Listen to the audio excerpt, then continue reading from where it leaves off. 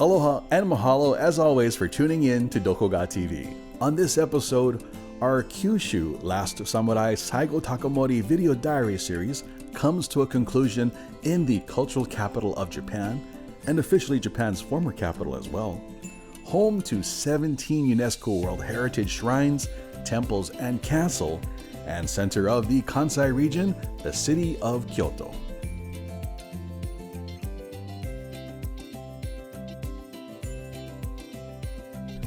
Going from the southern island of Kyushu to the southern area of Japan's main Honshu island, the Kansai region's many highlights provides a wide selection of places and experiences to enjoy.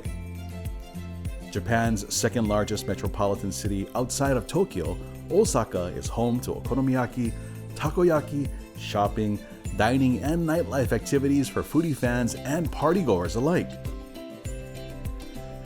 For the really thirsty, thrill-seeking 808 patrons, Suntory's Yamazaki Whiskey Distillery is a mandatory visit for sipping, sampling, and savoring of Suntory's smoky, stout, shiny, golden-colored spirits.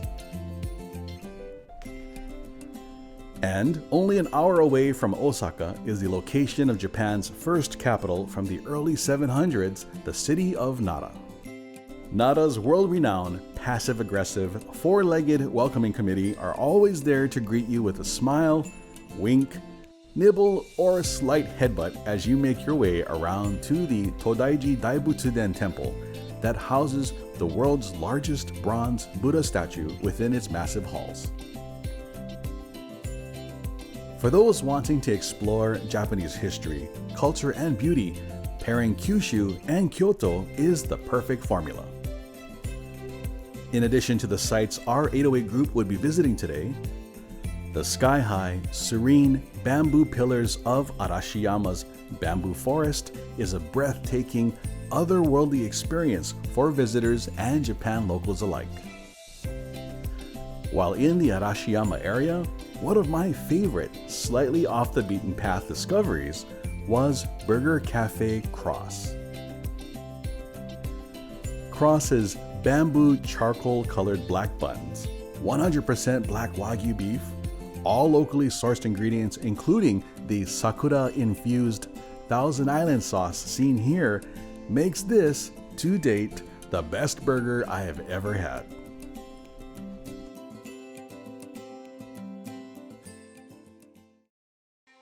After arriving in Kyoto, the non-stop travel group hit the ground running as we went to a few UNESCO World Heritage sites.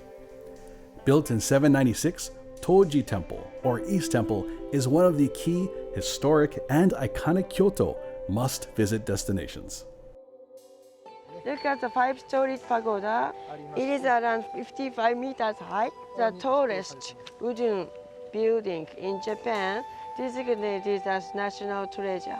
And this is the fifth generation of five-storied pagoda. There are 4 pagodas before the fifth generation. And because of the lightning, it was actually destroyed. As our guide Kimi mentioned, the original pagoda burned down a number of times. Its current incarnation was rebuilt in 1644. This monolithic Goju-noto pagoda, set against the pink sakura cherry blossom bloom that just so happened to be there when we were, made for a picture-perfect shot and a great Kyoto welcome.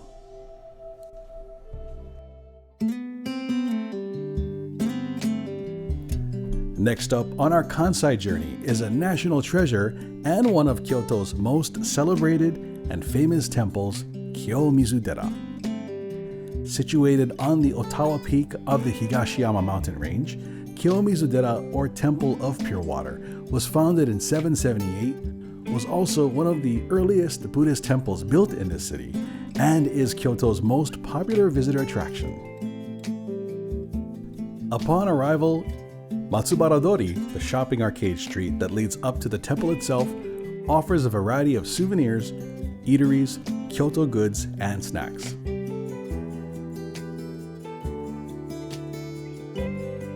The woodland backdrop of the temple, recessed into the Ottawa Peak, provides an amazing exploratory adventure, and from the entrance's main hall, a panoramic view of Kyoto City.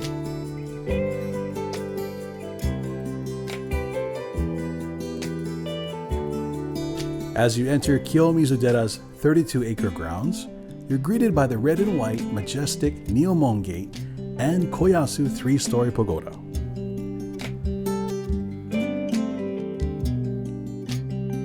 Currently under renovation right now, the terrace, referred to as the Kiyomizu wooden stage, is 4 stories tall and constructed out of Japan cypress. The stage was built without using a single nail and was designed and constructed only with interlocking wooden joints. Located at the base of the main hall, the waters of the Ottawa waterfall are divided into 3 streams, and according to legend, one provides success in love, one in long life, and the third, success at school. Also, a tip from Kyoto locals, do not drink from all 3, as that would be considered kind of greedy. I'm still not quite sure which one I got, but I can tell you 2 of those 3 things aren't happening, so my fingers are crossed on the 3rd. For me, this temple has always been one of my favorite places to go to in Kyoto. In fact, if I were given a choice to pick only one historic spot to visit in all of Japan, Kiyomizu-dera would be my choice. Each of the constructs here are symbols of excellence in design and architecture. The interwoven gardens and walkway tie each of Kiyomizu-dera's symbolic structures together. And when you add the allure and beauty of the seasonal sakura bloom into the mix, the experience is unforgettable.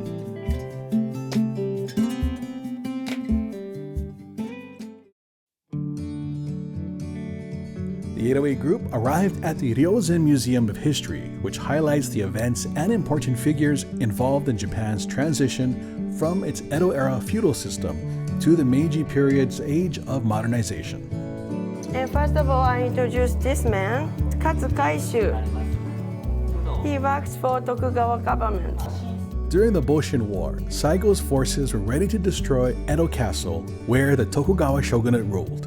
Kaishu convinced Saigo that if a battle were to ensue between Tokugawa and Saigo's Satsuma forces, foreign countries, which already forced unfair one-sided trade treaties with Japan, would take advantage of their civil war.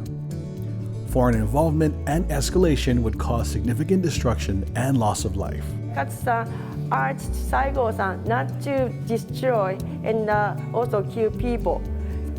And without any blood, Tokugawa government gave surrender and gave the castle to Satsuma Saigo-san's group. Kaishu went to San Francisco in 1860. This was the first time for Japanese people to go to the United States with ship made in Japan. In addition to negotiating a peaceful transition of government, Kaishu is also considered to be one of Japan's historic unsung heroes. Kaishu founded the Japan Navy, taught modern naval techniques and maritime skills, captained the Kandin Maru expedition to the United States, lived in San Francisco for almost 2 months, studying American society, culture, and technology. Kaishu was a historian, writer, and visionary, and was so well respected that even though he was a high-ranking naval commander for the Tokugawa shogunate, after the start of the new Meiji imperial reign, Kaishu was retained by the new government and became the first minister of the Imperial Navy. And the second one is the main character, Taiga drama last year. This is a material of Saigo-san. This is a real sword. At the drama, there are no scenes that Saigo-san actually died, but he got the shot. And then after that, Beppu-san cut his head. This is the one that Beppu-san used. This is a true, real one. Remember that Shinsengumi samurai group worked for Tokugawa group together with Aizu clan. This is the sword of Kondo Isami, the leader of Shinsengumi. And then this sword is actually enshrined in Aizu, Fukushima prefecture after this. And this is very famous katana. So you already know that the face of Okubo-san, Okubodon. These are the calligraphy written by Okubodon. The Ryozen Museum has an amazing collection of artifacts from key iconic figures who were part of Japan's change in culture, government, and history.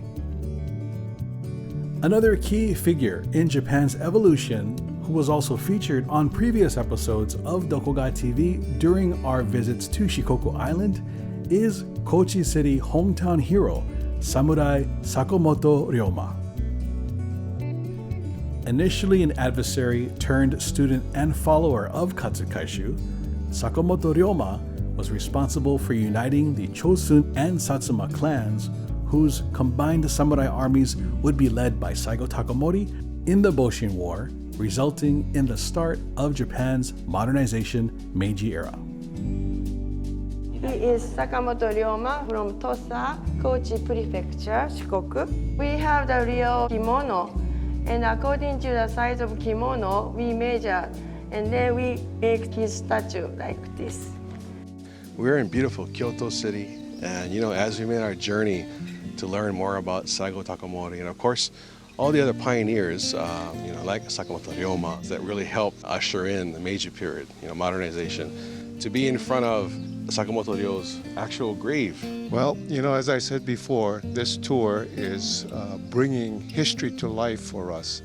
And I want to thank Nonstop Travel and your program for making this a record on film for not only a program, but for the group here. It's been a great experience. Every place we've gone, the reception, once the docents or the people that are guiding us find out that we're people wanting to know the story, wanting to discover about Saigo Takamori, I'm kind of flabbergasted when they find out we're here in search of Saigo Takamori and the important people that played roles in the Meiji restoration. I think Hawaii folks in general have always had an affinity for Japan history, and of course when we talk about Edo period and Meiji, and we were given that via entertainment, Jiraigeki dramas and various series, but I noticed Hawaii folks in general, they kind of took the entertainment side and just kind of followed through and studied more of the historic side, as well as, just the importance of these key figures. And we got to share that with everyone here on the tour. Right, and it's been great. We left Hawaii as a group and we're coming home a family. Yes, exactly. And thank you for being a part of the family, brother, as well as everyone else has joined us here. The Saigo Takamori Nonstop Travel and DokoGa TV tour. As always, folks, mahalo for watching. See you folks in Japan. Aloha. Aloha. Please enjoy taking pictures from outside. Gail, aloha, how are you? Fine, doing great. So, we are in Kyoto right now, and sitting before us are some very key Kyoto dishes. You been to Kyoto before?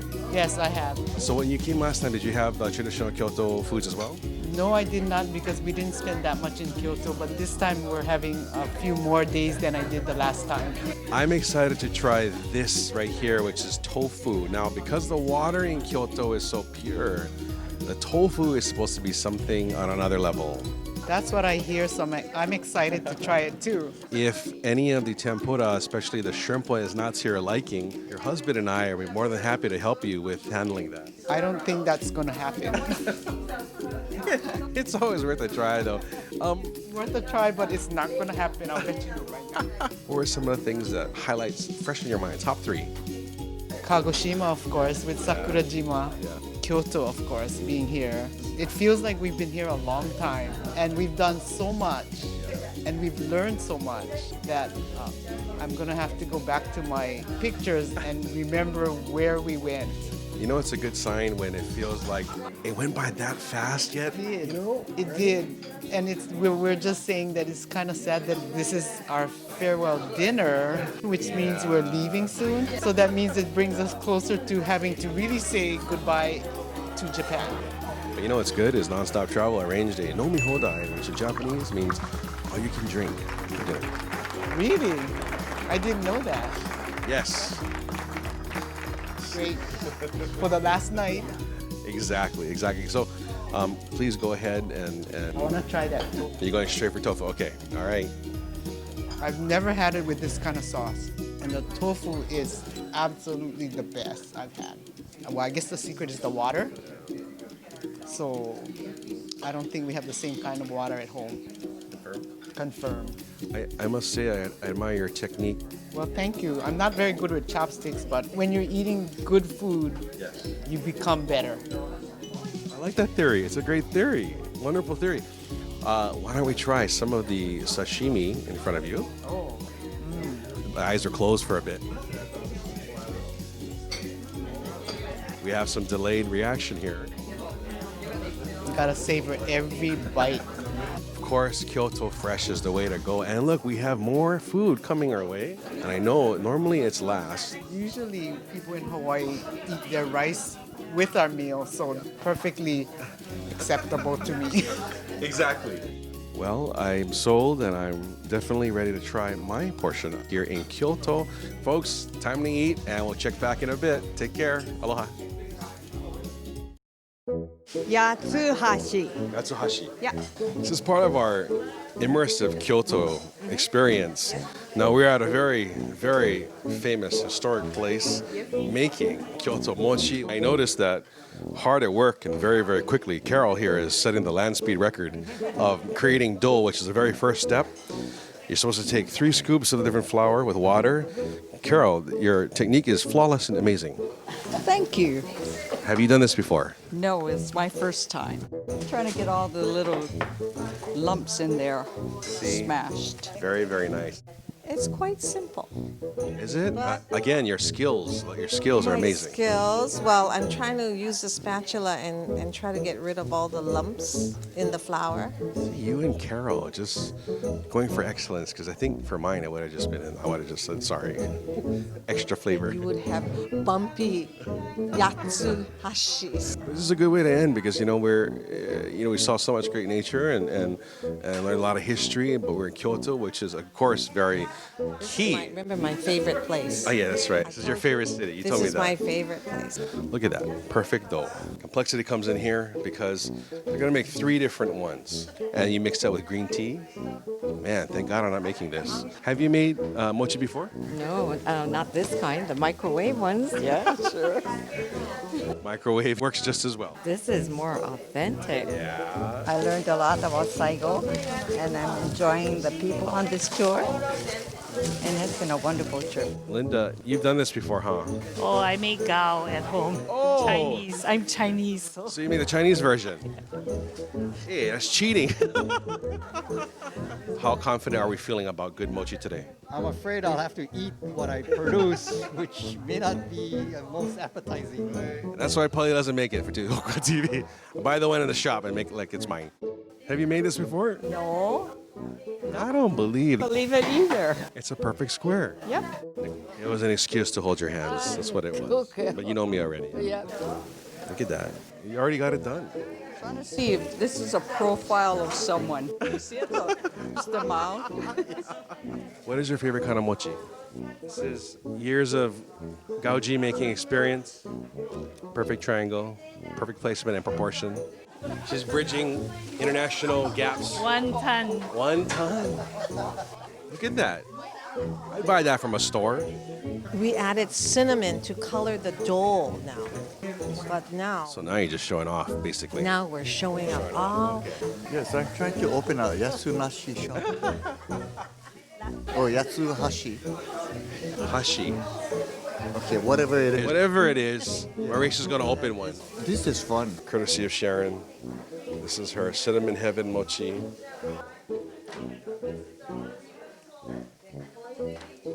It's good, nice job. Carol's selling hers.